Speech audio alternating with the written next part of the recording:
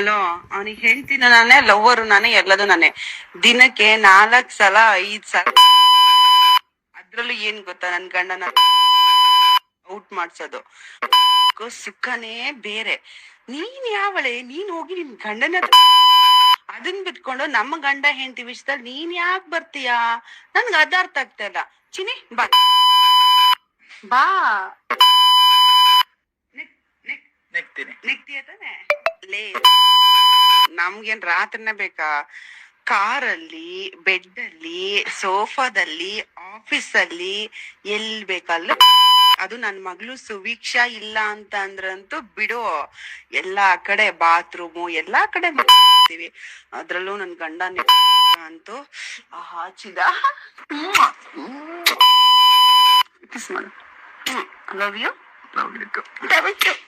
ಇಲ್ಲಿ ಕೇಳಿಲ್ಲಿ, ನೀನು ಇವಳನ್ನ ಇನ್ನೊಂದು ವಿಚಾರ ನಿಂಗೆ ಗೊತ್ತಿಲ್ಲ ನಂಗೆ. ಇವಳೇ ನನ್ನ ಸರ್ವಸ್ವ, ಇವಳನ್ನ ಪಡಿಬೇಕು ಅನ್ನುವಂತ ದೃಷ್ಟಿಯಿಂದ ಅವಳು ಏನು ಮಾಡಿದ್ರು ಕೂಡ ನಾಯಿ ತರದಲ್ಲಿ ಅವಳ ಹಿಂದೆ ಓಡಾಡ್ದ ನಾನು. ಅವಳು ನನ್ನ ಹಿಂದೆ ಬಂದವಳಲ್ಲ. ಅವಳಿಗೆ ಒಮ್ಮೆಲೆ ಬೇಕು ಅಂತಂತಂದ್ರೆ ಚಿಟ್ಕಿ ಹೊಡೆದ್ರೆ 1000 ನಾಯಿಗಳು ಎದುರುಗಡೆಗೆ ಬೊಬೊ ಅಂತ ಹೇಳಿ ಬರೋಂಥವಿದ್ವು.